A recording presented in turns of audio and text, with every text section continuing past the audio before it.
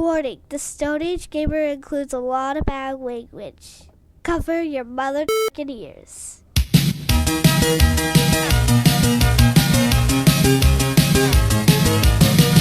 Good evening and welcome to the Stone Age Gamer Podcast. I am Chris Randazzo and joining me tonight is more cube than box, Dan Ryan.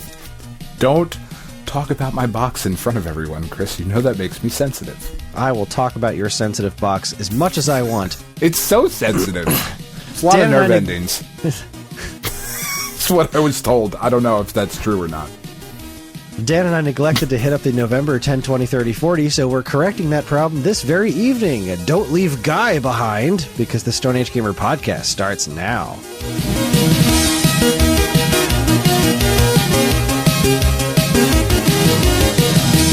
That was a reference to Final Fight Guy. No, I get it. I never leave Guy behind. Ever. Oh, my teeth hurt. Hi, everyone. This is episode 390. It's the week of December 24th, 2021. And yes, my teeth hurt. I had some teeth issues going on, and they're very sensitive. So I went to the dentist not that long ago for the first time in ages. They're like, "Nah, your teeth are great." I'm like, "Then why do they hurt all the time?" Like, "Well, you grind your teeth because you're probably stressed out about stuff, right?" It's like, "You think?" Maybe. So what do I do about that? Like, well, you could try using Sensodyne toothpaste. It's like, all right, I guess I'll do that. That has done exactly jack shit for me in like the month since I've... Oh, that works for me. Great. Sensodyne has done nothing. My teeth actually hurt a little more now because I had... One of my teeth is sideways. I have like a wisdom tooth came in literally perpendicular to the rest of my teeth. And like every now and then, like a food bit will get stuck in there and cause like an infection, and it hurts like all hell. And that happened this past week, so I'm almost over it, but it's still like, ugh, everything in my mouth hurts. That's fine. And, you know, I've been eating too much candy because it's Christmas. Well, sure. Dude, teeth are the dumbest thing. My fucking front teeth are all fucking fucked up from the last dentist I used to go to. Like, he had put a filling in one of the front teeth like a long time ago, and the filling came out, and... You know, because like that happens, so whatever. Yeah. And he went to, so he went to put the filling back in, and he drilled too deep. So now I have this giant filling in my front tooth that looks all fucking weird. And when he was going to do it, he chipped a part of the tooth that didn't need to be filled. So in order to make it look better, he just filed the tooth down. So now one of my front teeth is longer than the other tooth. Good God. By like, and it's not by much, but when you're talking about teeth, it's like, what the fuck is wrong with your mouth? Like, it's just, and it's, oh God, it just sucks, man. And it's embarrassing. And I'm happy that like my lip and my mustache, like I'm not one of those guys where like when I talk, my whole mouth fucking opens up, you know, and it's like, I can see into your soul. Like that's not me. So I'm happy about that. But like, oh man, like I'm self-conscious about it all the fucking time. And it's just because this dude fucked it up. And because he was so bad, like I don't go to the dentist now, you know, and I should, because if I hit the lottery, that's the thing I would do. I'd have all my teeth pulled out and replaced with spikes. Just metal spikes. That'd be great. All right, no, I would. So I would get the whole fake tooth thing. Yeah, I'd be fine with fake teeth. I don't care as long as they don't. I don't want to feel my teeth. I just want to be able to use them. Yeah, I don't even care about that. I'll eat pudding. I don't like crunchy shit anyway. I never have. Okay. Yeah, I just don't. What are you going to do? I'll eat soft shit forever. I couldn't do without like tacos and meat and stuff like that. Yeah, you can still eat meat. I'm saying like crunchy shit, like potato chips and nuts and shit. It's never been my thing. Never liked it. I don't think I could do much meat without teeth. No, I'm not. I'm saying like, you know, soft meat. I fucking know, dude. I don't know where I'm going with this. I want the Mitch Hedberg thing. I want the one long curvy tooth. You need to break them all up. All right, so what's worse, teeth or the human back? My back is great, so teeth is definitely for me. I say the human back. The human back is like, what the fuck, man? It's just a back's stack not of great. pebbles. It's weird. It's terrible. There's a lot of design flaws in us humans. There really is. Like, you would think, can I have some of that evolution, please? Been around for a while. Yeah, no, we're not allowed to have that. That's humans. We've stopped that. There's way too many stupid humans. The evolution's just like, no, you're done. We need to thin out this herd before. We can't let you get any better. I'm just saying, like, where's my third set of teeth? Like, if I'm going to live till I'm 80, like, the first set is supposed to last me from, like, 1 to, like, 10. And then 10 to whatever. Like, that's a fucking terrible design. I mean, at least that one I kind of get, because it's about size, right? Like, the first set of teeth is just like, okay, well, this is the size of your head is changing. So then you get all the big teeth that fit your grown-up head. And the size of your head doesn't really change for the rest of your life. No, I know, but And I feel like I should have a third set. Before humans got all sugary and synthetic foods and stuff, those teeth were just like, all right, well, here's what it is. We're good. We're just going to hang out in your mouth. Will last, and you'll die at the age of like 40, and you're good. You'll make it to like 32, and you'll be a wizened old man. We've started living longer and worse, and our teeth just haven't caught up. No, they really haven't. That's what I'm saying, though. Give me some evolution. Fix my fucking teeth, man. All right, this is a weird way to start off the episode. Very strange. I'm sorry you're having teeth problems. They suck. Back problems suck too, though. Like back and neck, it's awful. The whole thing is just all of it. My hip hurt last week. I don't know what the fuck that was about. I woke up and I was like, "Is this the thing that's going to kill me?" Because I'm at that point in my life now. It's possible. Yeah, I'll fucking know. True. Got hip cancer. I might have hip cancer. The fuck do I know? The hip joint hurts. Cool. This is weird. It's just fucking straight. I hate it. It sucks. Hipster cancer. Ooh. Anyway.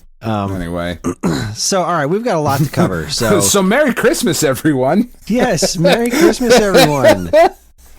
The day this goes live will be Christmas Eve, and unfortunately, my plans have been canceled thanks to the pandemic once again. We have a ton to cover. Dan, do you have anything you want to talk about before we get into work here? Death's Door is outstanding. It just keeps getting better and better and better. And like I had said last week that it was what did I say? Miyazaki making a 3D dungeon crawler inspired by the original Legend of Zelda, right? And like Link to the Past as well. And I still don't love the isometric perspective. It is used relatively cleverly in a bunch of puzzles and secrets in the game, which is really cool. Like you'll be, walking around and like, oh man, there's an area over there. How do I get down there? And you'll turn a corner and the entire screen will change perspective. And you'll get like, if you're looking at like a right biased isometric view, it'll switch to like a left biased isometric. It's like, whoa, that's fucking cool, right? And then you go down and you see this whole other path that you can go down. And it's really, really cool. The boss fights are really cool. And I just unlocked the final magic ability, which, if there was any doubt what their influences were, this final ability is called the hook shot. Yeah, like we're not even trying to hide it. Like it does the same thing, doesn't take any magic away. Like it should. I have a hook shot now. It's really cool, and I found an additional. Like you can get different weapons. So I found this big thunder hammer, which is really cool, and these like little claws that let you attack more. But I also found an umbrella. So I like to just walk around now that I'm like way more powered up than I was when I started the game, as I'm exploring and looking for secrets and whatnot. And back in like the first areas of the game that I can now kind of unlock different shit where it's like, ooh, that's a wall I can break. I'm coming back. Now that I'm coming back to earlier parts of the game, I like to walk around with my umbrella because I can kill the things in the beginning now with it. And it's just lovely. He walks around with this little umbrella. Like all open and shit like it's raining out. It's great. It's so great. It's so charming. Graphics are great. The boss design is great. The boss fights are really, really well designed. I've had to get used to like going into to attack different enemies. Like most enemies in the game take multiples of 3 to kill them, right? So you kill them in 3, you kill them in 6, kill them in 9, whatever. Because of the perspective of the game and the way that it controls, I've had to learn to, when I start attacking, stop pushing on the left analog stick, because I found that I was like getting killed a lot because I was like attacking and my momentum was carrying me. With the addition of pushing on the analog stick, it was just carrying me in a different plane than what I would expect, because I'm not used to the isometric perspective. So like as soon as I figured out like I'm just gonna stop pushing on this fucking stick and just hit things, I was like, oh, I die way less now. I still die a lot because the game is very hard, not cheap. Just I feel like there's a bit of like Dark Souls influence on it as well, because there is some definitive like I just have to get better to get past this part. You know what I mean? Not I have to get lucky or I have to hope I fall into the right pattern or whatever. I just have to be better than I am currently, which is also kind of interesting and rewarding, and it's really good, man. It's really good. Well, that makes me happy to hear. If it was like, if it were a standard, like if it were presented in a standard top-down view, I would be having serious thoughts about whether or not this would be number 1 for the year. Huh. It's that good. Wow. Yeah. Yeah. Music is great. Little side characters are great.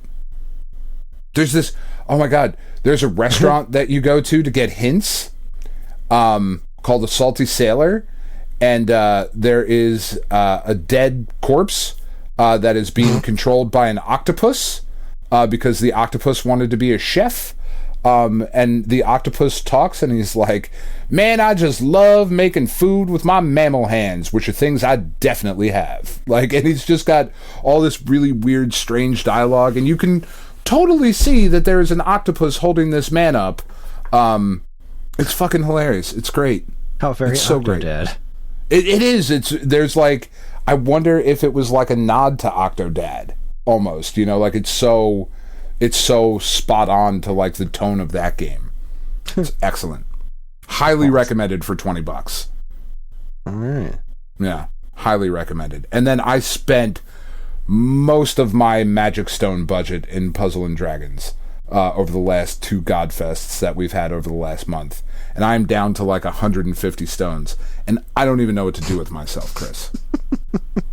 I don't even know what to do.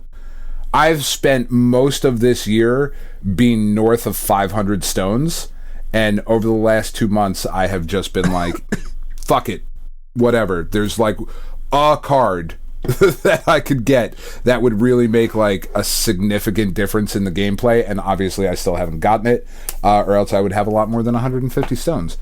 But like, I'm not even mad that I spent as much as I did, because I got a lot of other really, really good shit, and am set up well for the future, like with trades and whatnot, so I can't even be pissed, man. All right. I know, it's weird. Well, being set up for the future is very important.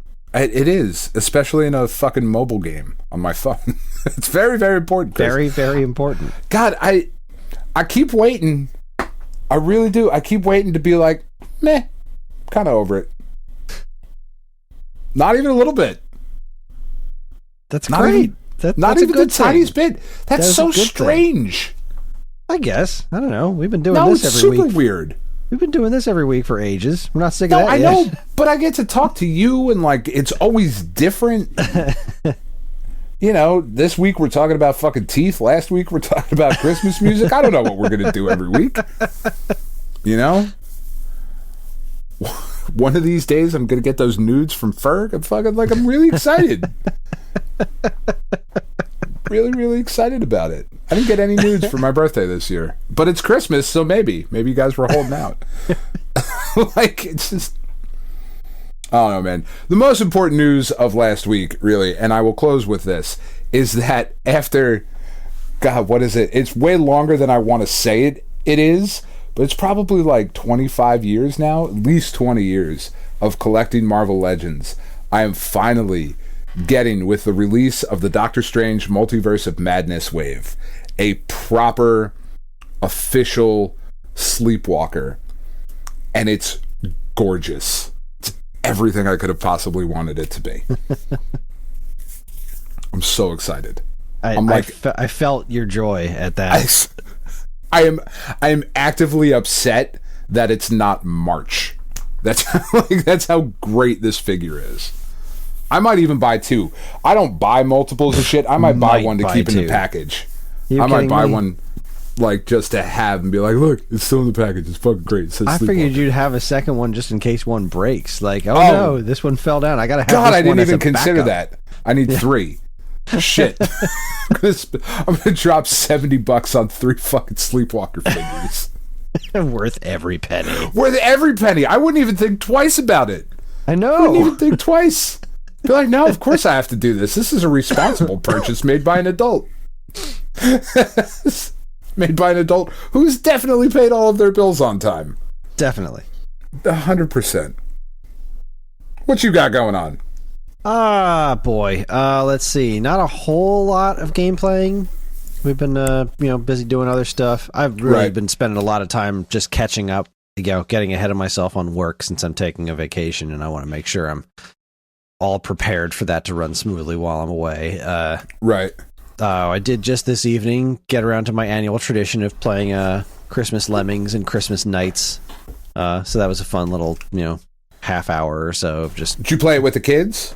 Yeah, well, with John. Ellie wasn't interested. No. She was upstairs helping Karen make Christmas cookies, so...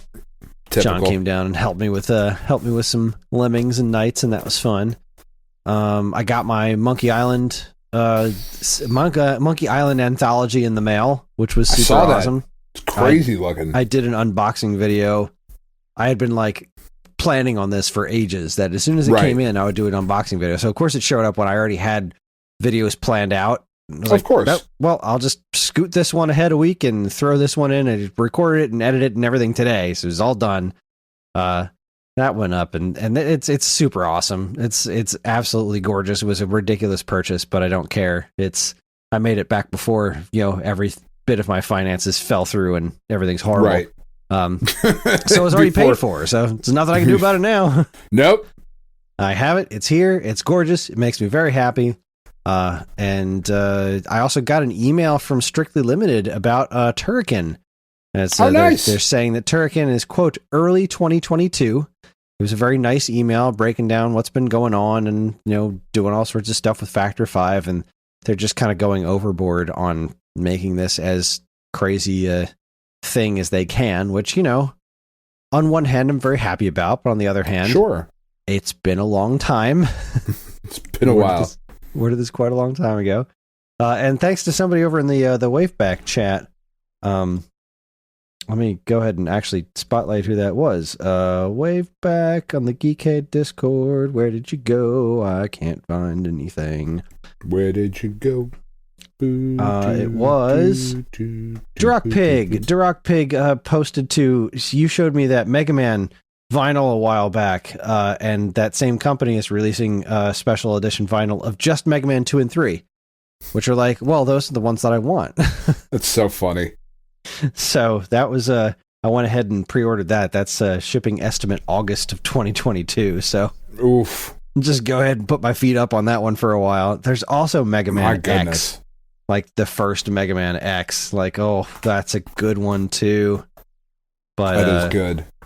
Speaking of, just as a complete aside, it's so weird. I saw I have a gift certificate to the Kimmel Center in Philadelphia. And we're trying to figure out, because I'm fucking cultured AF, we're trying to figure out what show we want to go see. And there's a bunch of Broadway stuff that comes down, and they do it at the Miriam Theater in Philly and whatever, or at the Kimmel Center, a couple different places that they're involved with. And they are already selling tickets for the October show of Weird Al Yankovic. Goodness gracious.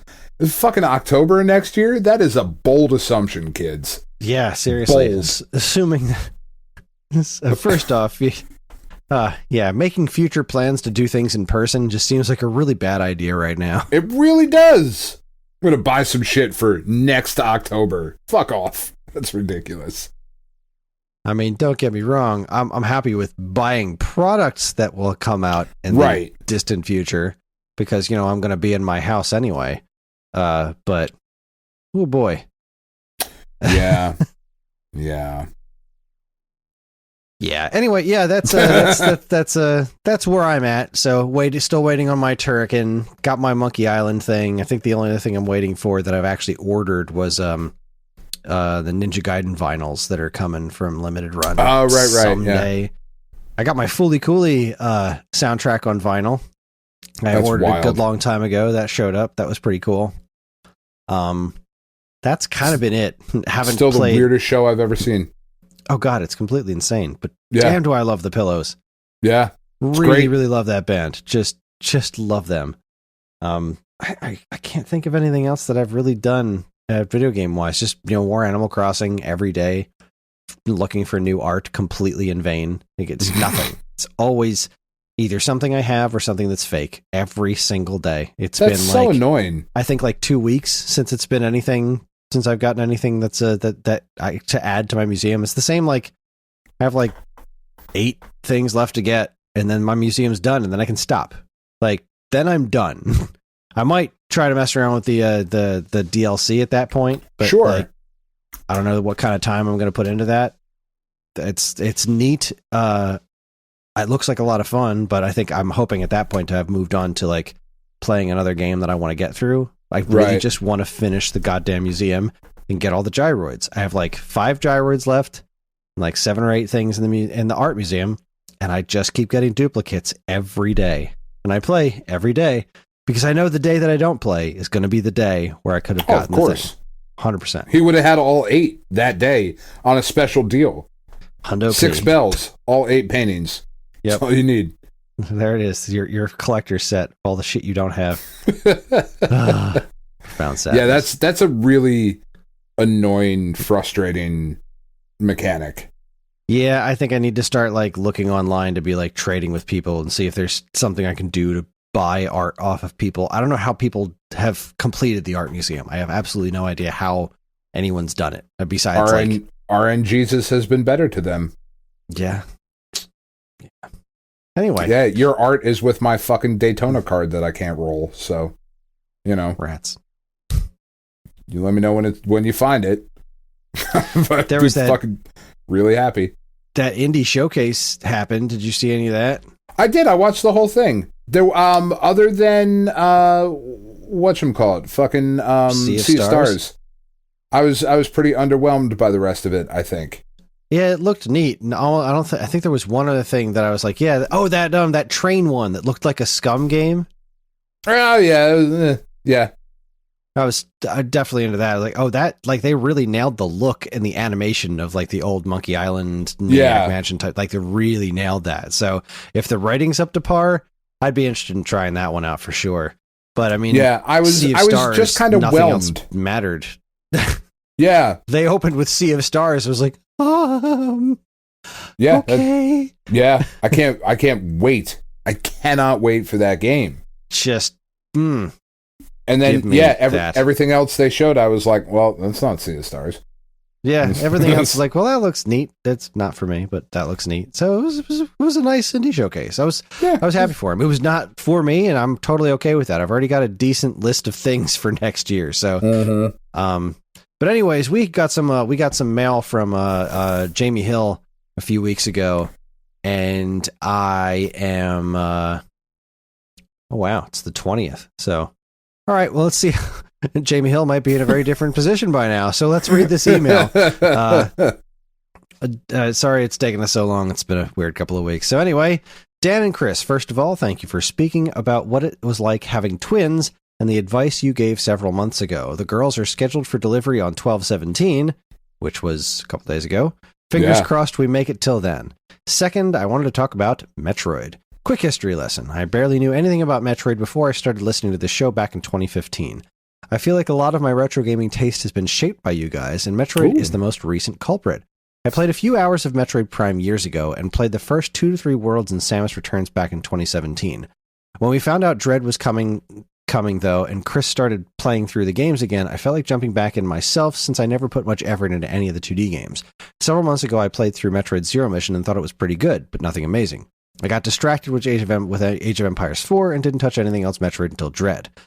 I love that game. I died so many freaking times, but every single time I had the just one more try feeling. That led to me binging the game to 100% completion over about 13 hours in about 2 weeks. I wanted more Metroid, so I booted up Samus Returns, started a new game, and beat that at 100% in about 8 hours. Absolutely loved it. Definitely a step down from Dread, but after an hour or two, I was fully on board with how the game controlled and loved beating the shit out of 50-plus Metroids. Which brings me to Super Metroid. Good stuff. I started playing last week on my Switch through Nintendo Online, and I have to say I'm having a hard time with it. I got lost once in Dread and never did in Samus Returns, but I've been wandering and backtracking for what seems like hours at least 5 separate times now with Super Metroid, and I'm maybe halfway through the game. Just fought Crocomire. It seems to me like the game does a poor job of directing the player around. From what I can tell, the map doesn't show doors, let alone what types of doors they are. Jumping doesn't feel good. I cannot put into words how frustrating it is to have to press the button down to go into Morph Ball. Not having a slide button after playing Dread and Samus Returns is literally infuriating. The music's great, though. Yeah. This has led me to a question. Not sure if Dan has finished the game yet, but if you're being objective, I have a really hard time seeing how Dread isn't the best 2D Metroid game. It looks fantastic. I personally feel like the environments are gorgeous and very distinguishable from each other. The way you move through the game was addicting in some ways. Moving and fighting feels very fluid and precise to me, where Super Metroid feels floaty and a bit sloppy. The only knock against Dread when compared to Super Metroid, which I believe is both your number one pick for Metroid games, would be the music. While I felt like Dread did a phenomenal job with sound design and atmosphere, the tunes weren't quite as catchy. I know I'm new here to Metroid, that is, but it seems to me like perhaps longtime fans have a hard time separating nostalgia from the conversation. Why am I wrong? I also am really looking forward to a spoiler cast on the story once Dan completes it. Hope you guys had a happy Thanksgiving. Thanks again for doing this every week. You guys rock. P.S. Dan, I recently discovered sour beer, and it's my new favorite. I would love your recommendation for anything I could find in or around Nashville if you have any. Chris, I think the YouTube videos are great, especially love the Zelda Game & Watch one. Felt like a gaming historian video. Thank you. Also, nice. Watching the videos convinced me to buy a GBA EverDrive so I can play Fusion once I knock off Super Metroid. Keep it up. Okay, there's a lot to unpack there. Dan, why don't you hit the beer first? Let's get the small stuff out of the way. I will have to see what I will actually do some looking to see what is available in Nashville. And I will have recommendations on the next episode. I will say that if you can find Sequench from Dogfish Head, I believe they are in all 50 states at this point. It is an excellent sour ale that oh god, it's so dangerously drinkable. Like, it's the kind of thing where you're like, whoa, okay, that's maybe a few too many of those. Son of a bitch. My bad. Yeah, it's really good. All right. I will say buying the GBA EverDrive was a good call. Yes. Especially for Fusion. And Advance Wars. And Advance Wars. Although the remake coming to Switch might be like one of those situations like, okay, this is the better way to play it, but for now, yes, sure. Advance Wars. The reason I say now that you've done Dread and Samus Returns, going back to Fusion, and then I would also maybe recommend going back to Zero Mission again. Samus's weight is similar to those modern games as opposed to Super. Super was the last game where Samus felt that floaty. So in the original game, Metroid 2 and Super, Samus had a very floaty playstyle. And then Fusion was the first one where they said, nah, wait. We need to add weight to this character. And that was the first game that really felt like that. So I think you'll have a better time with those ones. Especially the Fusion is also the kind of game that you can't really get lost in. So that's a thing. And thank you very much for the gaming historian nod there. That's pretty high praise, man. So I really appreciate it. I hope to do more videos in the future that are a little bit more history focused like that. I really had fun making that one. I just need to come up with good topics that I am well enough educated on to speak with authority on. Because I don't want to put anything out there where I'm just like, this is what I heard online is the history of this thing. I really want to do any video I do like that. I want to do it right. So they might not be that frequent, but I am going to definitely put more effort into doing other stuff like that, because that Game & Watch one was really fun for me to make. I had a ball doing that. So, as for your question, how is Metroid Dread not the best 2D Metroid ever? I don't think we can answer that objectively. I mean, really, it's hard to be objective about it. Because we have the nostalgia. We do. And I also think that I think a lot of it depends on what you want out of a Metroid game.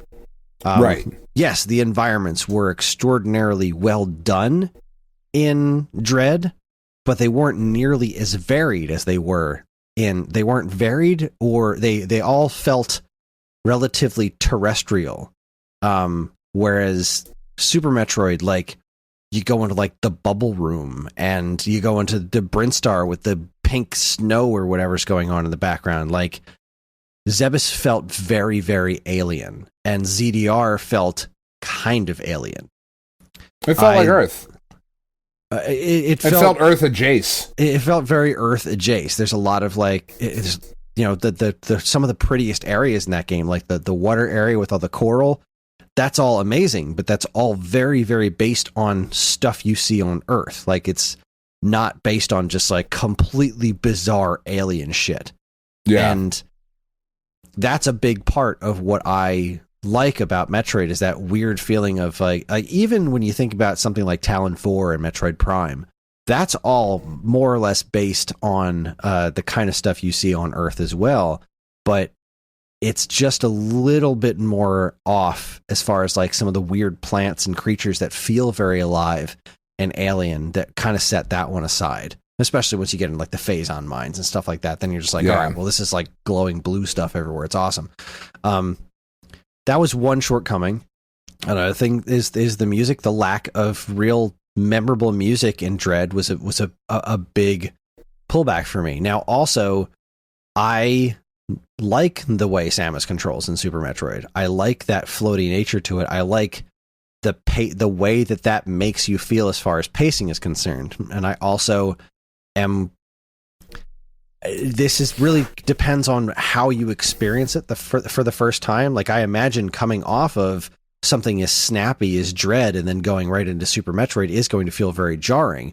Whereas the evolution for me was coming off of a game where you can only shoot up and forward to a game where now I can duck and shoot up, forward, and down, and now I can shoot in all 8 directions. Like, the evolution for me getting to Super Metroid was totally different.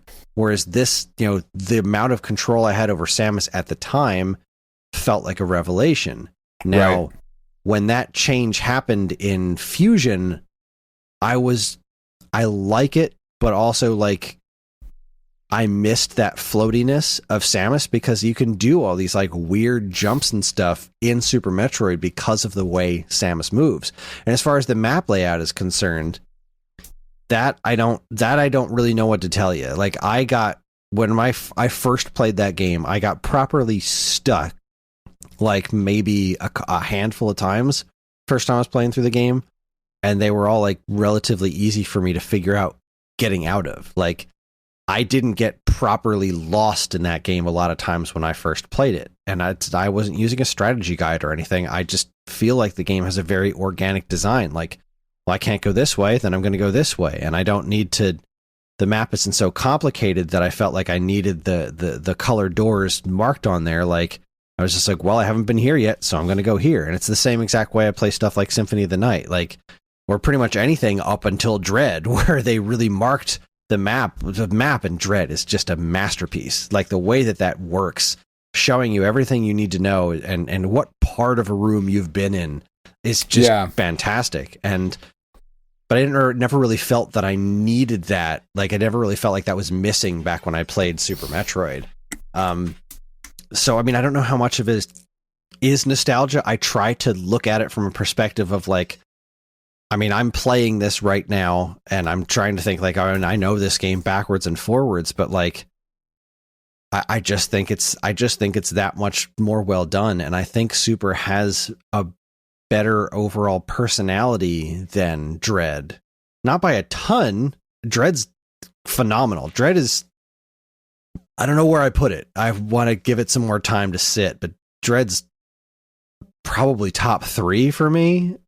I mean, just the game was incredible. I just don't, for me personally, what I want out of a Metroid game, I don't think it has overcome Super yet because of the storytelling, you know, the way that this Dread is the closest it's ever come to that. But like the whole thing with the baby Metroid at the end of that game was like, it's just such a crazy sequence of how well it's done without a cutscene, you know, or proper like 3D cutscene or even a line of dialogue. Not that there was much of that in Dread anyway, but, and you know, the way the environments are less alien and the lack of crazy music, like overall, I still prefer Super Metroid. But that's the thing, when you come down to saying like what is best, like how do you really define that? What is a better game? Like I don't know. It's got to come down to some level of personal preference.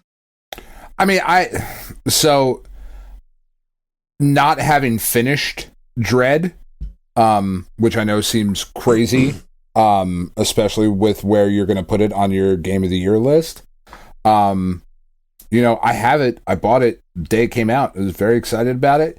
And it's good. I really like it. I have not felt as compelled to like rush through it for whatever reason, and I don't really have I don't know that I have a good reason for why I haven't felt compelled to like rush my way through all of it, because like I said, I did enjoy the time that I was spending with it, but I don't know, overall for me, like, it technically, it's a better game, right? Like, is it a better game? Like, yes, it is a better game. It is made, technically, it is a more proficient game. The addition of those things, like, it's so hard. It was one of the things, like, Metroid did that shit, or not Metroid, Mega Man we're talking about Metroid. Mega Man did that shit, where it was like, all right, you know, you had the slide move before. When we're going back and remaking these like older Metroids, I keep fucking saying Metroids, these older Mega Man games, you know, you had the slide and you had this thing, and now we're doing Mega Man 9 and 10 and no slide. It's like, well, what the fuck? What? Don't take that out. Why'd you do that? I got used to that. So like, I can imagine if you started with Dread, going back and not having the parry system, not having the slide, not having the morph ball, like all of that stuff feels just much more cumbersome, right? Mm-hmm. I would agree with you, and I'm not going to be able to put it as eloquently as you just did.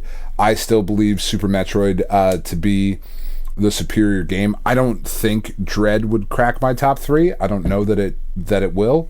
I have to finish it first, obviously, but I don't know. There's something about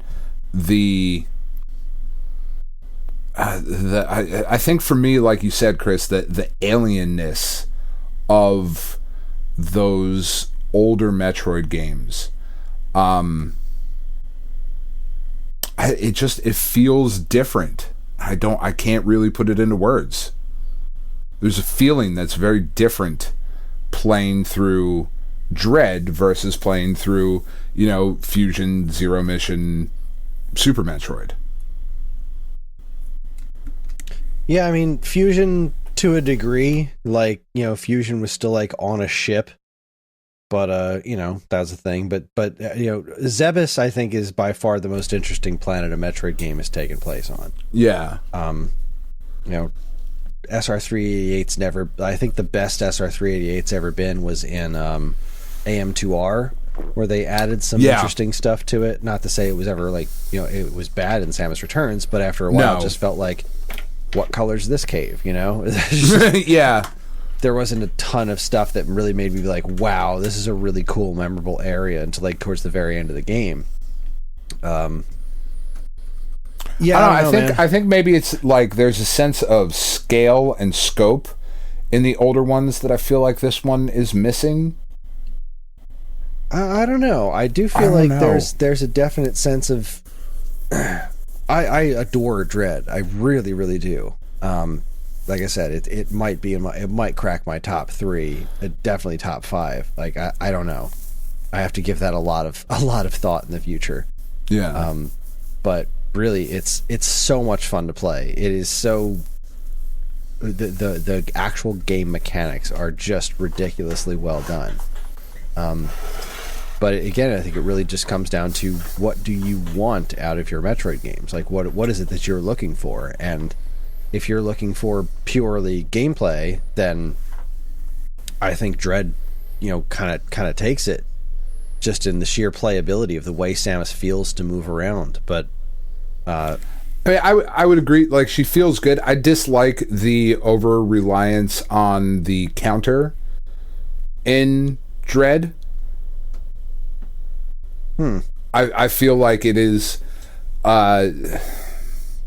somewhat limiting in the way to play it. I don't know if that really makes a ton I definitely of sense. felt that way in the in Samus Returns. In Samus Returns, yeah.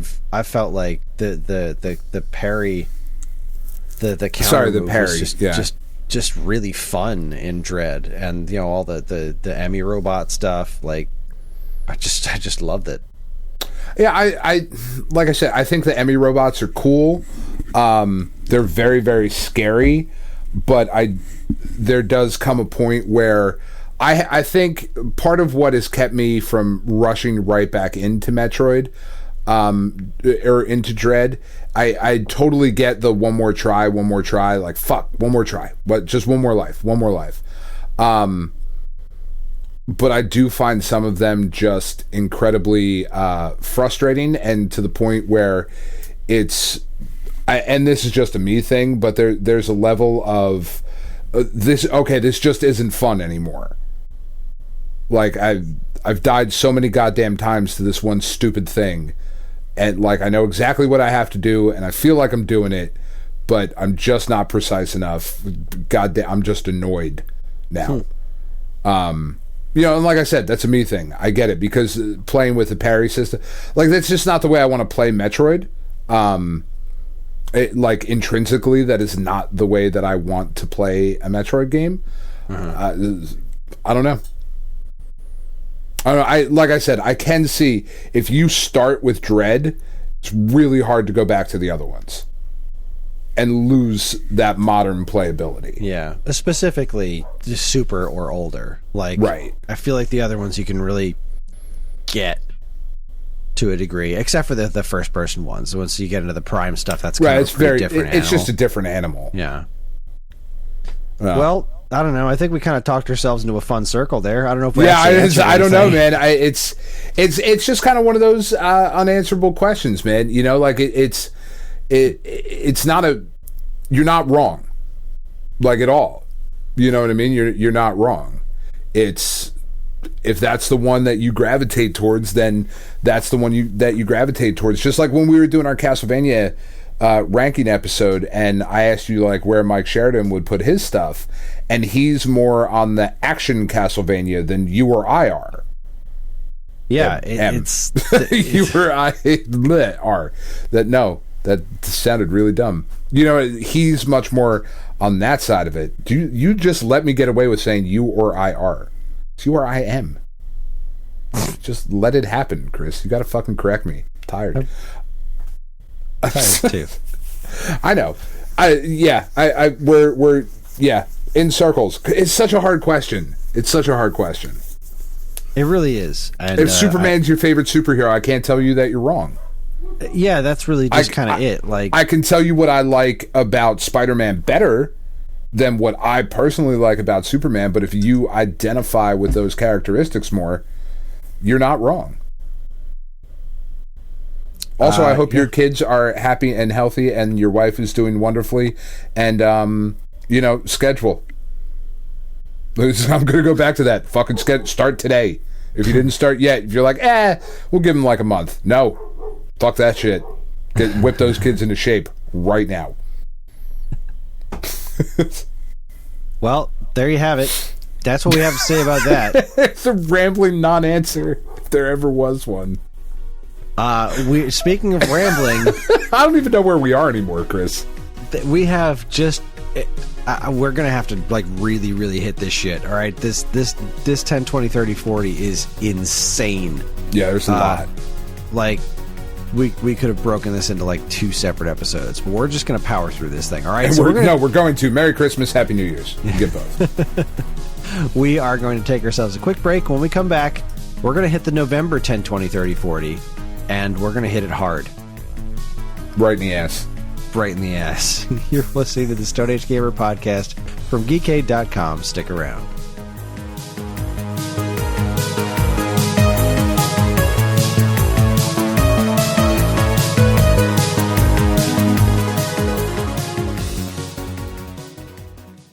And now, here's a quick look at some of the other original content available now from our partners and Geekade.com. First up. All right. Yeah, no, I'm jumping right in, Chris. How dare you cut me up? You ready? Yeah. It's your enthusiasm that keeps me going every week. First up. Yeah.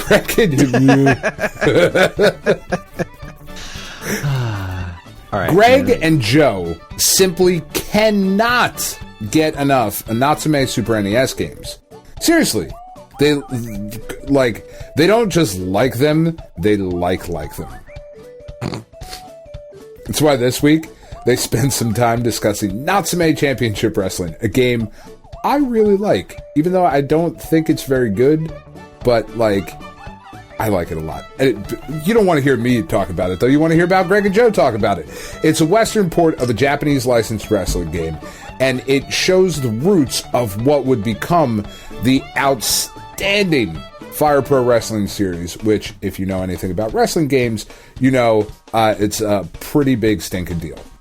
They discuss the differences between Japanese and American wrestling, how the game plays, and how it holds up today.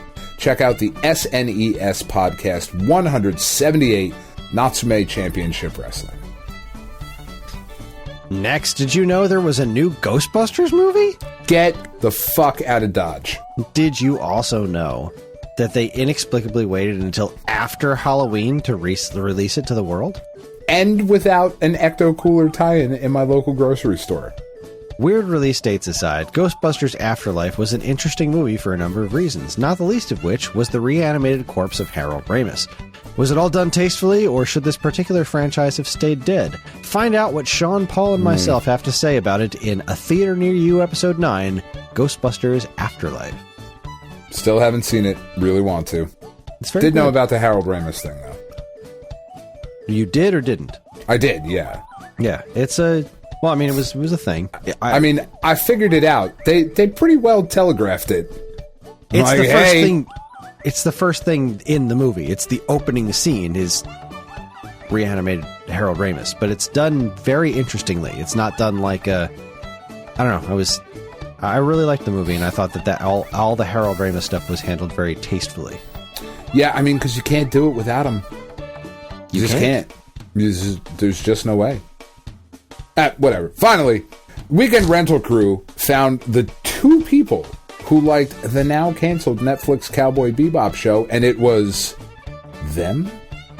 That's right. They actually enjoyed Cowboy Bebop, but unbeknownst to them, Chris actually enjoyed it too. Who knew? I mean, I did. He fucking talked about it. Anyway, they discuss their feelings on the prematurely truncated show and probably discuss how sad they are that it won't be coming back. Plus, arcade modding, Spotify stats, and more. Sure to catch all this and more in Weekend Rental episode 114, The Gamers Get Vicious. For all this great content and more from us and our partners, be sure to keep your eyes on Geekade.com. You sure?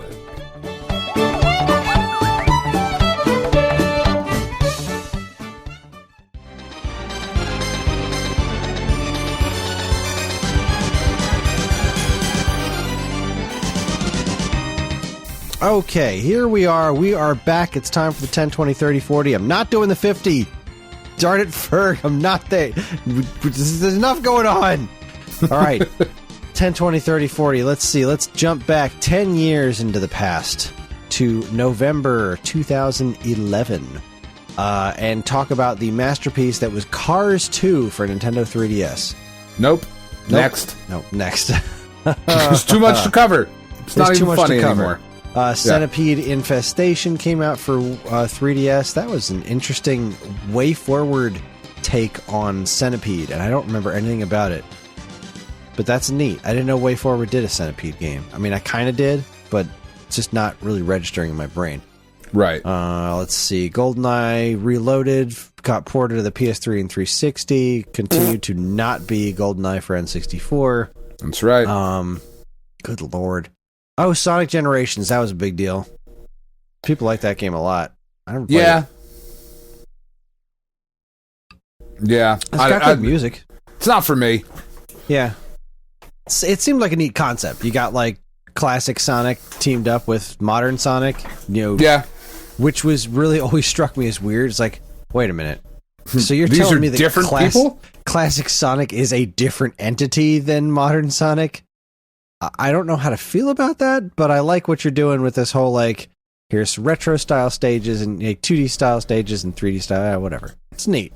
It's neat. The sequel to that was Forces, right? Oh, no. Forces. There has been like 13 Sonic games since Generations. You kidding me? Oh, I don't fucking... Yeah, apparently I am. Are you joking me right now? They make so many Sonic games, Dan. There's at least like one a year. We're I don't know. talking like 10 years ago. My kids are playing Forces again. They just decided to like pick it up. They were like, we want to play this one again on the Switch. Well, whatever. All right. Well, good Knock for them. yourselves out. Yeah, live the dream. And good for them. Here's a big one. Uncharted 3 came out for PlayStation 3. It's so good. This game will always remind me of my hand surgery. I got hand surgery right before my copy of Uncharted 3 showed up, and then I couldn't play the game because I only had one hand. I tried. I really did. I tried picking up the game and playing it for like 15 minutes. It's like, I cannot physically play this game, and I really want to. Yeah, it's so good. I just couldn't do it. I never went back and finished it. I really should. You really, really should. Every Uncharted game has been great to excellent. I'm ready for another. I know there's not really room for another one, but I'm ready for another one. Well, you're getting a movie soon. Yeah, I'm out. Fuck it. I'm excited about that movie. Yeah, looks all right. Yeah. Call of Duty Modern Warfare 3 came out, and I do not care. Activision it's good. Can jump up my butt. Sure. Fuck them. Sorry, Cave Story 3D hit the 3DS. That's neat. And like, this has never shown up anywhere else, I don't think, which is weird. I don't think so. Yeah. They went through, it's just on 3DS. They went through the process of fully remaking Cave Story with polygonal graphics. Yeah. And it's only on 3DS. I can't believe this hasn't been ported to anything. It's Cave also, Story keeps getting ported everywhere. It's not as good as Cave Story. You it know what? loses a lot of the charm. I think. I think so too, but I also think that part of the problem was that it's on 3DS. I feel like this blown up to on a television with different proportions, like with more room, I think would work really well. It's a very interesting game, but it's a good point. You're not wrong. L.A. Noire got ported to PC. Yep, I sure am. Metal Gear Solid HD Collection. Michael Jackson The Experience hit the 3DS. Good lord. It's a very different experience now. Oh my god, Skyrim came out. Man, people was love that game really way only more than 10 I years do. ago? Yeah, I guess it was. Yeah. I've never messed around with any of these. They just don't really seem like my bag of tea. But yeah, PC, PS3, and 360, Elder Scrolls V Skyrim 10 years ago. Good lord. Yeah, it's not. I mean, for it's me. a big deal. It's not for us, but damn if it ain't one of the most successful games ever. Yeah. Then you have Mario 3D Land hit 3DS. This was cool because this was like the corner turning for the 3DS. You know, this was like came out and there was like, I don't know. And then like I don't know about this, guys. that they dropped the Mario Kart in 3D Land, and all of a sudden the 3DS is like, oh, all right, huge price drop. Now we've got some killer games. All right, cool. 3DS is good. We're gonna sell a ton of them now, and they did. They sold all of the 3DS. Sold so many. It's absolutely insane. Fossil Fighters Champions. Who cares? I mean, I don't know. Fossil Fighters. I'm sure it has fan base. This is a weird Nintendo franchise that like never really caught on, but they keep like trotting it out every now and then, hoping it will. Oh, it's weird. Yeah, they really do. It's not Pokemon, so. Rayman Origins came out. Fuck Ubisoft, but Rayman Origins was a really good game. I mean, is it? Yeah, that was the one with the crazy Ubi art style, the hand drawn 2D one that was like really really pretty. That was a very very good game. It was a lot of fun. It and its sequel were really good. I'm not a Rayman fan. I'm not either. I don't like the original game. Like it's neat looking, but it's fine. I was impressed by the Game Boy Color port. Rayman 2 looked really cool on Dreamcast, but I didn't have a lot of fun playing it. This Rayman Origins game, though, just really changed that. It was like, it didn't change that I didn't like the previous games. It made the Rayman formula work for me. It was a really clever, well put together game with just a stunningly gorgeous art style. But all right. People really cared about Saints Row the Third. I'm not one of them. Saints Row, what I like about Saints Row is that they take the ridiculousness of what is the Grand Theft Auto games and actually embrace the ridiculousness of it. You know, like, because they are ridiculous. Yes, they are. Like, they're really ridiculous. I find them hilarious that they exist. I've seen funny things from them, but they are so not for me. So yeah. I get that. Let's see. Oh, Ultimate Marvel vs. Capcom 3. That's a winner. It is. Yeah. It is. It's fun on a casual level. I couldn't get into Ultimate Marvel vs. Capcom 3 all that much, but then, you know, I like it better than Infinite. Yeah. It had some... It wasn't Marvel vs. Capcom 2. No, it wasn't. And it never could be. I don't know that I necessarily agree with that. Like, if this game managed to be to Marvel vs. Capcom 2 what Street Fighter 4 was to Street Fighter 3, I think that really would have been something, right? Because Street Fighter 3 was, especially when you get to Third Strike, was just this masterpiece of fighting with 2D art style and everything. And then Street Fighter 4 was spectacular. I think it was just the most perfect follow-up to Street Fighter 3 that they could have possibly made. This one didn't quite hit that. It lost so much from the transition from 2 to 3. And I don't know. I don't think Infinite came out very well either. Infinite had some good ideas, but also some bad ones. I didn't play much of it because I didn't care. Infinite. I played it for a little bit, and it just didn't feel right. It looked awful. I hated the visuals, and that was a big part of it. Like, one of my favorite things about Marvel vs. Capcom 2 was the visuals. Yeah. Losing that just really stark art style was kind of a big blow to me with Marvel vs. Capcom 3. And then, like, watching MVC 3, because, like, I used to also love watching MVC 2, like, pro players, and watching MVC 3 was just boring, because it was like, oh, well, he got the first hit in, so now we're just going to watch him do a combo until it's over, because that's it. That's the game. Yay. Yeah. All right, let's keep going. Let's keep going. Keep it moving. All right, I'm moving. Let's see. Cooking Mama 4, Minecraft came out on iOS and Linux. Skyward Sword, Zelda Skyward Sword came out in 2011. Good lord. All right. Some of you like that game. Yeah, I like that game quite a bit. It's, you know, if you got a setup where your motion controls work, then it's a really good time. If you don't, then probably you're don't want to play it. Yeah. I think that's about it. I don't think there's anything else of importance here. It was a new King of Fighters game. Good for you guys. King of Fighters was cool. You know, WWE All Stars for 3DS and Nope. WWE 12. Nope. Boo. Yeah, thumbs down. Boo. Hiss. Yeah. All right. That's 10 years ago. Not All bad. right.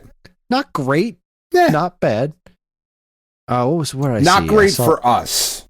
Yeah, not great for us. But there was Modern Warfare 3, Skyrim, like those are big fucking deals. Yeah, they're pretty massive. Just not for us. Arkham City got ported to Windows too, so good for that. That game's really good. Arkham City's always a winner. All right, now we have November 2001. November 2001 was a month, and that is because that was the month where we saw the launch of both the original Xbox and the GameCube. Yeah, There was a that's lot pretty going on. big. There was a lot going on. So let's see. Did I do this right? Hold on a second. Yeah, okay. I had those listed twice. All right, so we're going to cover the stuff that's not those console launches. Okay. First up, I cannot believe, but this was a thing. We were still getting Nintendo 64 games when the GameCube launched, which is crazy. I mean, it shouldn't be, but the N64 was pretty toast at that point. And the games we got this month were Razor Freestyle Scooter and NFL Blitz Special Edition. Yeah. Blitz is always a good time, but at this point, it was pretty well-worn territory. And the Razor Freestyle Scooter, I mean, maybe it's good. Theoretically, if you're into that. Which I was not. So no, me neither. There's your N64 games. Not very exciting. PlayStation, on the other hand, PS1 still getting some killer games. I don't know about all of them being killer, but all right. So we got Harry Potter and the Sorcerer's Stone. Big deal, because this was when the first movie was coming out, and I have no idea if the game was any good, but I know a lot of kids liked it. So, all right, good one. Army Men. That was EA. Yeah, it was EA. Was doing those. Mm-hmm. Yeah, they sold like hotcakes. Yeah, they did. Well, of course they did. Yeah. You got Army Men World War Team Assault, which I'm certain belongs in a garbage bin. Which I am certain is an Army Man game. Yes. Then we had the immediate discount bin $20 release of Blaster Master Blasting Again for the PlayStation, which I think is pretty cool. It's not an amazing game, but it's a really interesting and well thought out take on putting Blaster Master in 3D. I've never played it, actually.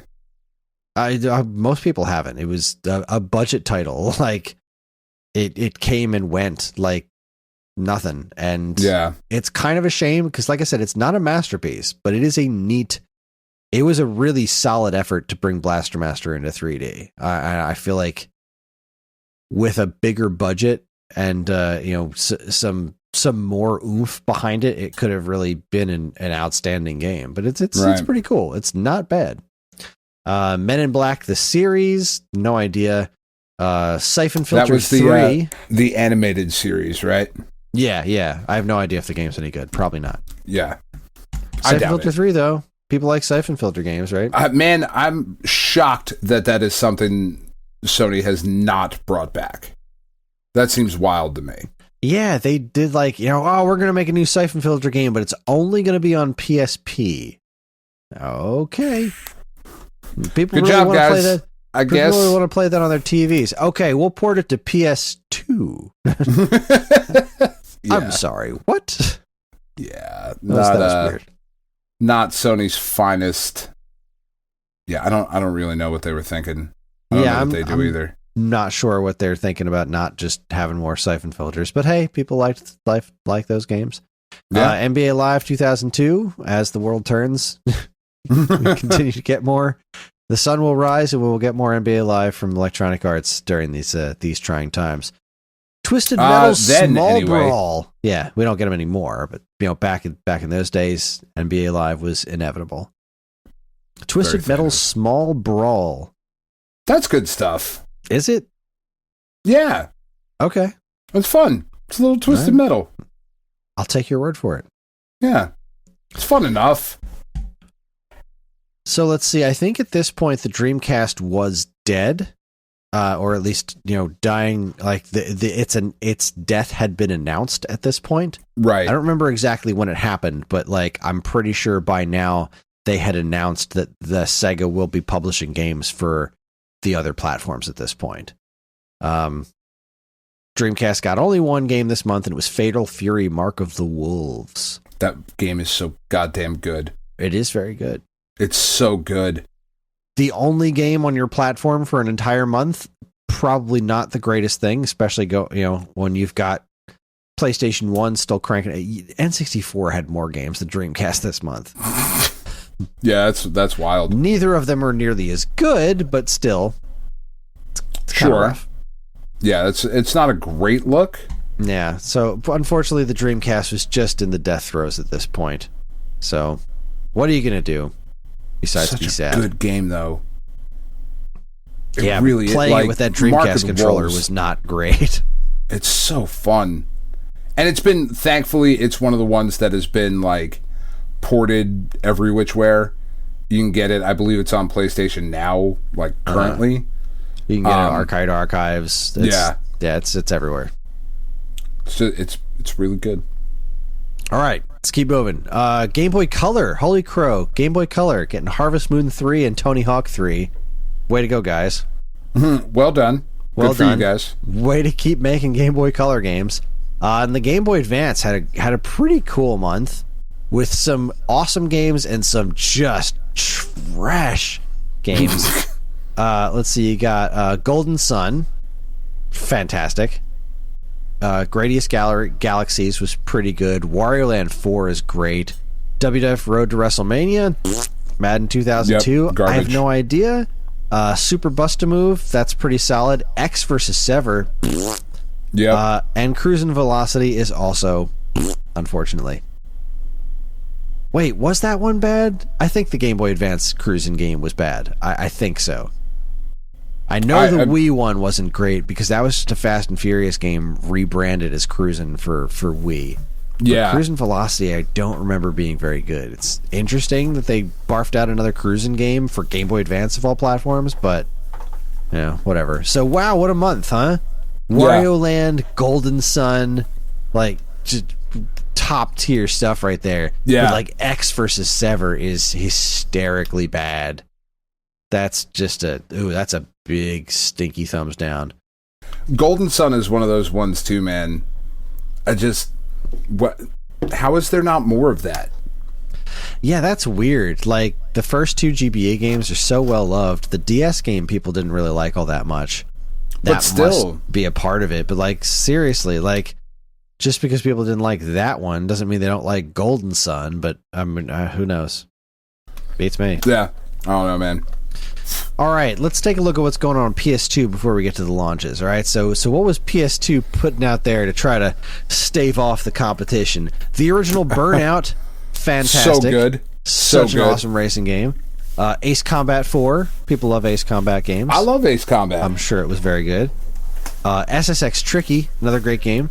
Excellent game. So much better than the first. Like the first SSX was really, really fun. Tricky was like, oh wait, no, that other game sucks. This is amazing. Let's see, we had Capcom versus SNK 2, which was an Super fun. outstanding game. Half-Life landed on PS2 as opposed to Dreamcast. Pretty big deal. Yeah, pretty big deal. I'm going to skip over that next one because I'm just going to say that one last.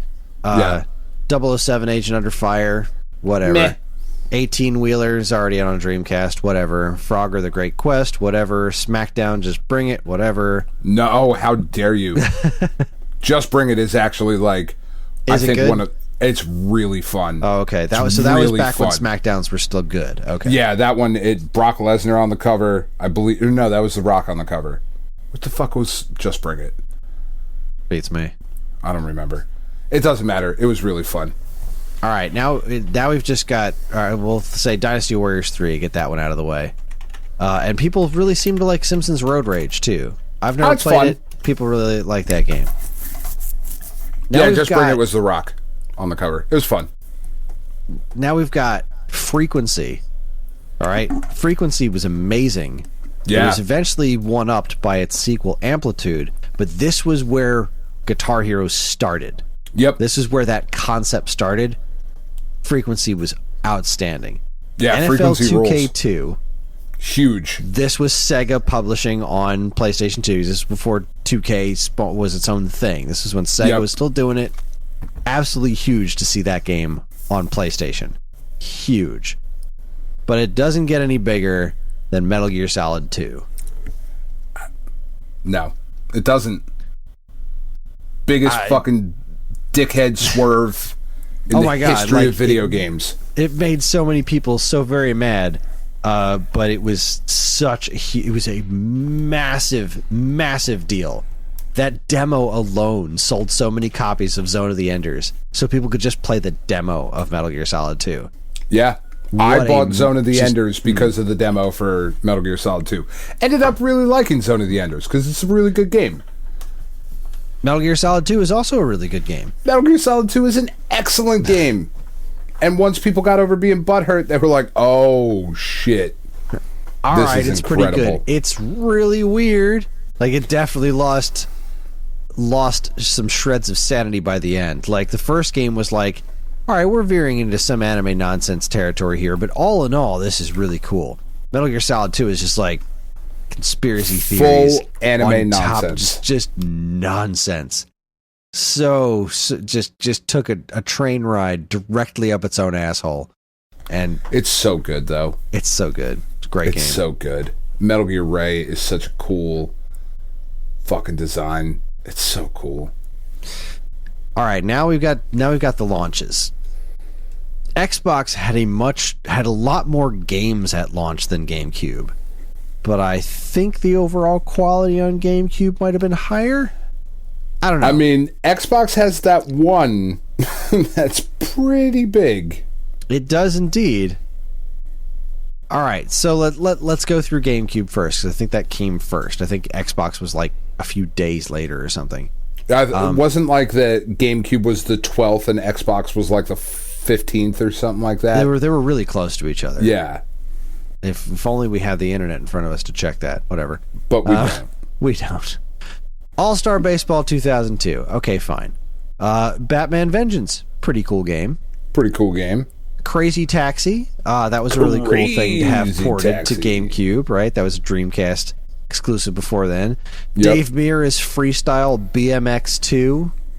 I like the Dave Mirra games, but... All right, cool. Yeah. They're cool. Nothing to write home about. Tarzan Untamed. Also nothing to write home about. You got your requisite Madden and Madden game. Sure. NHL Hits 2002. NHL Hits is super fun. Tony Hawk 3 port, of course. FIFA 2002. Extreme G3 was shortly after launch. It was in the same month, but not an actual launch game. Yeah, it was like a week or two later. That's like the weird racing game, right? Yeah. Like hover bikes or some shit? Yes. Yeah, started on N64. But then you had some pretty big ones. Nothing like completely and totally earth-shattering. You had Wave Race Blue Storm. Which was really fun. It was a really fun game, and also a technical showpiece with the water animations. The water. So good. That was it wasn't quite as impressive as seeing it on N64 for the first time, but it was still really cool seeing that game running on GameCube. Super Monkey Ball was kind of a big deal. It was a Japanese arcade style hit, I think. It was a Sega property that wasn't already on Dreamcast. It was like, here's this Sega game, and this is the first place it's landing. So that was kind of a big deal. Yeah, and it was really fun. The formula wore thin really quickly afterwards, but it was a really fun... Yeah, that first Super Monkey Ball was a really fun game. Yeah. But the two biggest ones, without a doubt, were the original Luigi's Mansion, which was like... That was the Mario game for the GameCube at launch, which was not what anybody was expecting. Yeah. But a really interesting and cool game. Yeah. Luigi's Mansion's great. And Star Wars Rogue Squadron 2 Rogue Leader, which is beloved to this day. It's still an amazingly fun game, and one of the best looking games of the generation. Just like Metal Gear Solid 2. Like, you look at Metal Gear Solid 2 that was coming out this early during this generation of consoles, and it's still so amazing looking. That's Rogue Squadron 2 as well. It is such an impressive looking game. Still holds up. Crap at it. Yeah, still looks amazing. Yeah. Still holds up. That is a solid launch. Yeah, that's a really good launch right there. I loved my GameCube from day one, and like on day one, I bought Luigi's Mansion and Rogue Squadron, I think, and then eventually Wave Race and Monkey Ball from the launch lineup. I think those are the only ones I got during the launch month. But Luigi's Mansion and Rogue Squadron, good gravy. Yeah, it's solid solid stuff right there. All right, Xbox. 4x4 Evo 2. Cool. Air Force Delta Storm. Yep. Arctic Thunder. Arctic Thunder was fun. Yeah, that was fun. Cell Damage. That was that cell shaded action racing game. It was fine. It was not amazing. You have Dark Summit, which is not SSX tricky. No, it is not. Dead or Alive 3. Which was awesome. Yeah, if you like the Dead awesome. or Alive games. Like if you're not a Dead or Alive fan. And it wasn't what's the version that came after that? Hardcore? Yeah, DOA 3 Hardcore hit PS2. Yeah. And I think that was ultimately better. Fusion Frenzy, people seem to like that game. Didn't really get into it. Mad Dash Racing, okay. Your requisite Madden game. You have NASCAR Heat 2002 and NASCAR Thunder 2002. I don't know if those were both on launch day. I feel like they must have been separated by something, but whatever. I mean, it's 2 NASCAR games. Good Lord. What NFL Fever 2002, Hits 2002. I'm skipping over the ones that were like really big. Yeah. Shrek. People made a big deal about the graphics on this one for some reason. I always thought it looked hideous. Yeah. Test Drive Off-Road Wide Open, Tony Hawk's Pro Skater 2X, Trans World Surf, F1 2001, Live 2002, Amped Freestyle Snowboarding, which was also not SSX tricky. That's right. Kabuki Warriors, Azuric Ride of Parathia, Star Wars Starfighter, which was not Rogue Squadron 2. Nope. And Dave Mirra Freestyle X BMX 2. Now, the big ones, the actual ones that really made a huge difference, besides Azuric Ride of Parathia, Project Gotham Racing started here. Which is huge. Yeah, that was really good. That's not around anymore, right? I guess that's effectively been replaced by Forza these days. Yeah. From what I understand, I could be wrong. The Project Gotham Racing games, they were always kind of a big deal. Yeah, it was a really big deal. It's really good. Another big get for Microsoft at launch was Oddworld Munch's Odyssey. The Oddworld games on PlayStation were like they weren't like they were a big crazy, success, massive. They were a big success. They were like earth-shattering success. They were like Metal Gear, but they like won all kinds of like technical awards and stuff for art direction and stuff. And they were a very PlayStation thing. This was like to a way lesser degree of severity, but this was kind of like Final Fantasy going from Nintendo to PlayStation. Yeah, like Oddworld was such a similar PlayStation vibe. thing. Yeah, it's a similar vibe because it was such a intrinsically PlayStation thing, and then to have the sequel show up exclusively on Xbox was kind of a big get for them. Yeah, never have I been into the Oddworld games. I appreciate them. I just don't like them. I rather enjoyed the first one. I didn't like Munch's Odyssey though. The 3D one just didn't click with me at all. It felt wrong. Yeah. And of Is course, that the Halo one where you're Combat like shooting the fucking weird critters? No, that was way later. That was Stranger's Wrath. 360 that game was pretty cool. No, that was still Xbox. That game was pretty cool. Munch's Odyssey was like a 3D platformer. It didn't feel. It felt so different from what Abe's Odyssey was. I don't know. I didn't really care for it. Does any of it matter in the face of Halo, though? Yeah, really. I mean, at first, it didn't immediately catch on. It was like, all right, cool, but it caught on, and when it did, Halo is still around. Apparently, that new one's really good too, which makes me so happy. I'm so glad that whatever the new Halo game came out was so Infinite, that it was so well liked, because the series seems to have gone through a bit of a slump, and when they first showed off this game, people were just tearing it to shreds for not being visually impressive enough, and it seems like they really came through in the end. Yeah. People seem to love it. I'm very happy for him. Me too. And like, I know you want to say that the GameCube launch was better, but it's Halo. Yeah, I mean, it's fucking Halo. It's the thing. Why we still have an Xbox platform is that game. Yeah, you're not wrong. Yeah, brute force in it. You know, like they try. Like, here's the next big thing. Nope, it's not Halo. Yeah, and Halo was just too damn massive. It made the impact on Halo, the impact on the industry is absurd. We didn't do LAN parties before fucking Xbox. We weren't taking TVs and like hooking a bunch of TVs up and systems and linking everything together and figuring out a way to make all that work. Like, it's a watershed moment. Yeah, Halo was just, it was a console, is a generation defining game. Yeah. Similar to Metal Gear Solid 2. Yeah. And as much as I love those games on GameCube, none of those were generation defining. Can you really get a better line in the sand than Halo and Metal Gear Solid 2? Like, you are firmly one or the other.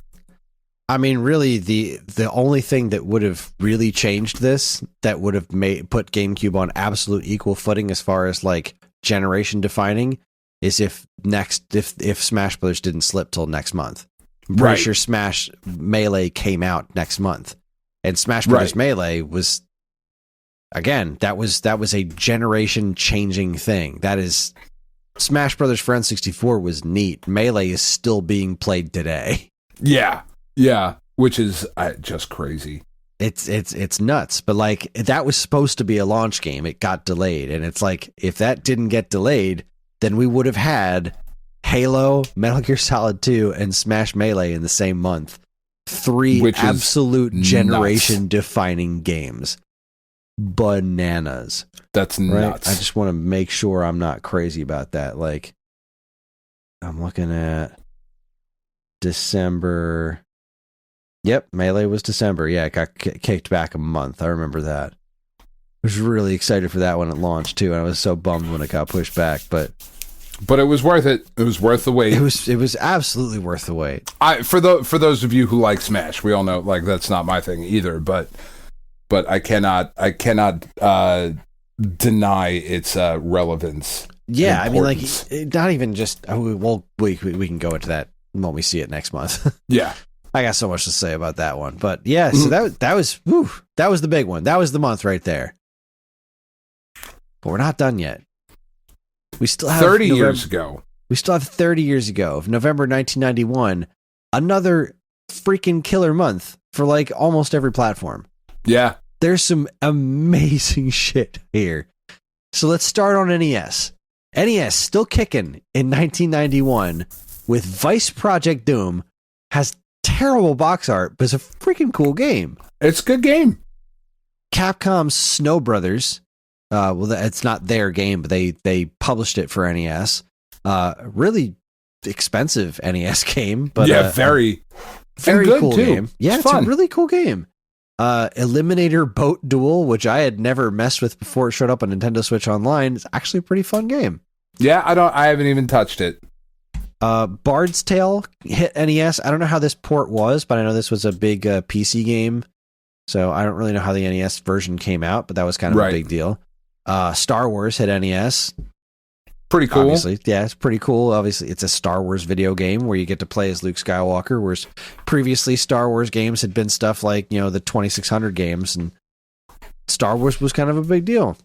As was Robin Hood, Prince of Thieves. I fucking love that movie. I don't give a shit what anybody says. I've never played the game, but I adore that movie. And this was one of the earlier games that was like where the movie tie-in was coming out really close to the actual movie. I feel like this was one of the earlier things where that kind of happened big. Like, I remember it being on the cover of Nintendo Power before the movie came out and that being a big deal for some reason. But And then you had I think maybe an idea. Lightning has just struck my brain, Chris. What we should what we should do for the summer series this coming summer, since we're all going to be home quarantining with tape over our windows. We should do summer blockbuster movie and games. That should be our summer series this year. We'll do like Hook and fucking hate ourselves and Top Robin Gun. Hood, Prince of Thieves, and do that kind of shit. I think that is, and we'll do we'll combine the shit. You watch the movie for a theater near you. And then we'll fucking talk about it here. And Sounds talk great. about the game. What a good idea I had. Last but not least, NES got Adventures of Lolo 3. Which people really like too. Yeah, no, those are fun games. Those are neat.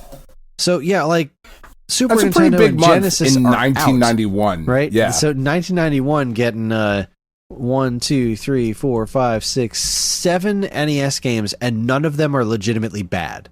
Yeah. Except maybe Prince of Thieves. Maybe Prince of Thieves. I haven't played Probably it, Prince but of Thieves. I'm pretty sure Prince of Thieves was like mediocre, not genuinely bad. Yeah. Pretty sure. Yeah. That's awesome. Like, That is great. that's really good. Over on the Genesis, you got The Immortal. I know a lot of people love that game. I've never gotten into it. The Genesis port of Marble Madness came out, which was great. That is a great version of that game. The Genesis port of Pit Fighter came out, which Is I'm Pit sure Fighter. is Pit Fighter. I fucking love Pit Fighter. It's not good. That never got into that one. I really like it though. I don't know why.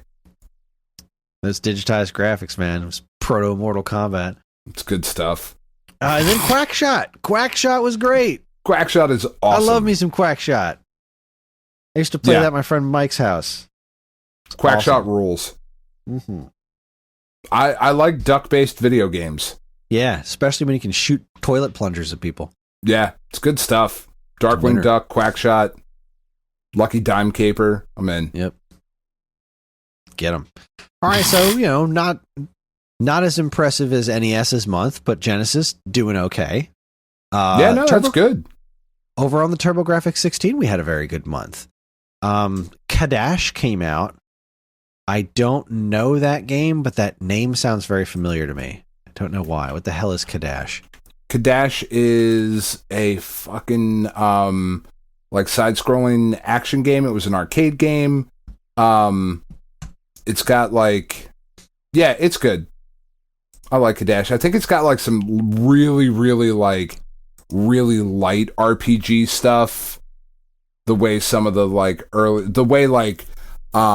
Wonder Boy did. Like some really light, like, oh, I can buy a thing, and Working maybe level up my Designs character Taito. a little bit. Yeah, okay. There's I think there's multiple characters that you can play through. I don't know. I'm looking at some like ninja looking dude throwing kunai around and stuff, and this Yeah. looks pretty neat. He's fighting a really awesome looking devil dude. Yeah. Yeah, all right, This is cool. an arcade port, it's good stuff. Raiden or Raiden, however you say it, Raiden. Raiden. That's a solid shooter right there. it's TG16 really- did yeah. shooters well. Yeah, it's good stuff. The original Turrican hit TurboGrafx 16. That was an excellent port. I'm pretty sure. Also I good seem to stuff. remember being good. And East 3, another very well loved game. I never really got into the Ease games, Me neither. but They have their fans, and apparently really do. The East 3, I seem to recall people saying they like that game. So, hey, that's a good month for TurboGrafx right there. that's a pretty big month for TurboGrafx, all things considered. Yeah, I mean, I feel like it genuinely outshines Genesis that month, and that's not something that comes up all that often. No. I do think the real winner this month is Super Nintendo, though. Yeah, this is big. Yeah, you had ActRaiser, which fantastic. Yeah, John Madden Football hitting Super Nintendo. good stuff. Not my thing, but good stuff. Paperboy 2, meh. Super Tennis, it's awesome. Good stuff. Gotta love good tennis games. Final Fight for Super NES is tragically flawed, but still really fun to play because it's still Final Fight. It's still Final Fight. Yeah, it's not 3 players. You're missing Guy, but it is still Hagar and Cody walking around playing Final Fight. It's great. It could have been so much better, but it's still really fun. Yeah, I love the fact that Hagar is in it because Hagar is my dude, right? Like, yeah. If they had cut Hagar, it'd be the biggest piece of shit game ever. Exactly. What are you going to play with? Cody and Guy? Like, ugh, that's gross. Neat, but that Hagar makes that game. Yeah. Final Fantasy 2. It's just AKA Final Fantasy 4, but really, come on, that's humongous. Super Ghouls and Ghosts, one of my favorite Super Nintendo games. Good lord, that game's good. Good. And Darius Twin. Another good shooter. Good shooter. Yeah. Like that is an incredible month. Yeah. Like absolutely trounced Genesis and TurboGrafx this month. Super Nintendo. Yeah. Just whatever genre you were into, there was something for you. Yeah. It was really, really solid month. You were really happy that you had a Super Nintendo that month. Without a doubt. Good stuff. So let's see what we had over in the other territories. Let's see. Game Boy. We had Bart Simpson Escape from Camp Deadly, Battletoads. Oh my god, right. This is a crazy ass month for Game Boy too. So yeah. Battletoads for Game Boy is really solid. Yeah. Final Fantasy Adventure and Legend 2 both came out this month. Final Fantasy really Adventure is the original Seiken Densetsu. That's the prequel to Secret of Mana. Awesome game. And Legend, I think, was related to Saga. I think that's what those are. I think so, yeah. But solid games. Yeah, solid games. Very solid. Beyond solid games, especially Adventure. Adventure's great. Yeah. I'm sure Home Alone was a pile of garbage, but it sold like crazy. Of course it did. We also got a somewhat functional port of Turrican for Game Boy, which is weird. Somehow. And the 1-2 punch of Metroid 2 Return of Samus and Kid Icarus of Myths and Monsters. That's gigantic. Holy crap. I mean, for you and me, that is gigantic. I mean, Metroid 2 was a pretty big deal when it came out. I mean, Kid Icarus should have been a bigger deal, but it wasn't. But either way, yeah. Metroid 2, Nintendo pushed that game hard. But I mean, look at that freaking lineup. Yeah, that's what big. What a month this was for like every platform. Even the slightly weaker ones were like, I mean, all right. Like Genesis still had Quackshot. TurboGrafx only had 4 games, but they were all, as the kids say, bangers. Whoa, all bangers, awkward. No mash. Ew. I loved that. Loved it. It's the only way I can make it work is by turning it into a pun. Yes. Metroid, Kid Icarus, 2 Final Fantasy games, and Battletoads. Holy crap, Game Boy had a month. Man, that's good. That's good. Fantastic. It just goes to prove, because like the last year of a decade and then the first year of the new decade are kind of the same, right? But it is unquestionable fact that the 90s were the greatest times that any of us will have ever seen. And this is just proof. I mean, you're not going to get an argument from me. I love. Look 90s. At that fucking month. Tell me shit was better in any decade other than the 90s. Shit was crazy. And just to round things out, Warbirds hit the Atari Lynx, and Fatal Fury, the King of Fighters, hit arcades. What a fucking good game that is. Just chef's kiss. Yeah. Masterpiece of a month. Yeah. Like, man. 20 years ago, with your GameCube and Xbox launch, and friggin' Metal Gear Solid 2. 30 years ago, all of this goodness. And then let's travel 40 years ago and talk about Bosconian hitting arcades and Go for the Gold for Intellivision. Yep. I'm not that old. So I was one. I got nothing. Yeah, I was. I don't know in either of 1981. these games. I know Bosconian. I haven't played a lot of it, but I know this game. It's cool. It's a space shooter. That's about all I have to say about it. If you say so. Space I trust shooter you. arcade thing. Go for the gold for Intellivision. I'm going to assume this is some sort of Olympics game. Let's look that up. Still didn't see any. In 81, would that be Winter Olympics? Go for the gold. Looks Winter Olympics. I was going to say, like, December would be a weird time to release a not Winter Olympics game. Yep. Skiing, hockey. Skiing hockey. Is that so? That's is got to be a thing. I want skiing hockey. When was the Miracle on Ice? Yeah, all right, that makes sense. So yeah, the Miracle on Ice, the United States beating the Russians in the Olympic Games, took place in the 1980 Winter Olympics. I thought so. So that makes sense that the next year, like, you took a little bit and you got a Winter Olympics game in because people were fucking crazy for that shit back then, from what ESPN documentaries have told me. Again, I was one. I don't remember. Wasn't really around for it. Wasn't really paying much attention. I was 1 and a month. So, yeah. No, Well, that's there big. you go. That's good. It's a good. Yeah. Shockingly I feel like the enough, 40 is going to start being more interesting next year. Like, I feel like we're going to start seeing more of the interesting Atari 2600 stuff around like 82, I think. 82, yeah. If 'Cause not, I we got know- another year of like, I don't know. And then we'll get good in like 83.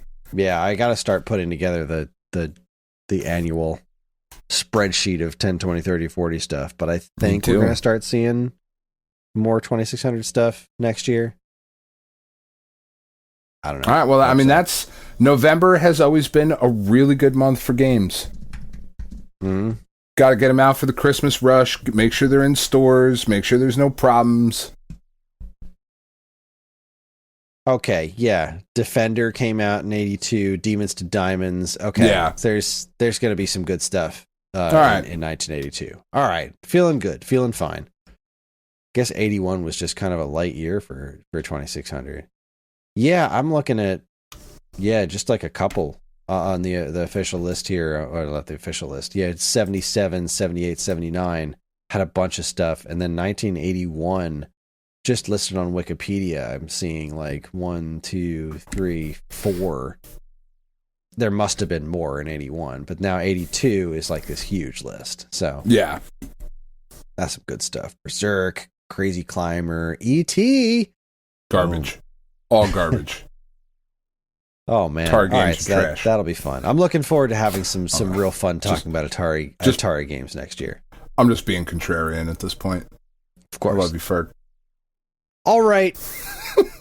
It's 10:45. We did it. We didn't make it to 11 o'clock. That's right. Go team. Wrap this show up. That's our show. Join us next week when Dan and I close out the year with the December 10, 20, 30, 40. Because we're bad at planning. Because, well, we're actually on time this time. It's time to actually do it. And we'll do our just regular on time December 1. We missed November. Big month. Anyway, yeah, Whatever. that's it. And then we got to fun. start prepping for the Golden Cavemen. Oh, God, we do. Yeah, I actually started doing that a little bit. But, yeah. Things to do. Much to do. That's it. We're on most social media platforms, and if you want to get in touch with us, we aren't very difficult to find. All it takes is a quick look at our show notes, and you'll see links to our social media accounts, as well as all manner of other fun stuff, like a link to our namesake, StoneAgeGamer.com, the Geekade Patreon, which helps keep this show running week after week, and more useful links than you can shake a joystick at. This show's theme song, Squared Roots, was written by Banjo Gayala. You can learn all about his wonderful music and more by following the link to his YouTube channel, also in the show notes. And finally, as always, we'd like to thank our intrepid editor, Evan, for making this show listenable for all you folks. We'd like to thank all you folks for listening in the first place. That is it, everybody. On behalf of Dan and myself, have a Merry, Merry Christmas, a Happy Holidays, and keep playing games. Ditto. Boom, nailed it. Boom. Got it. Boom. Got it. Holiday greetings.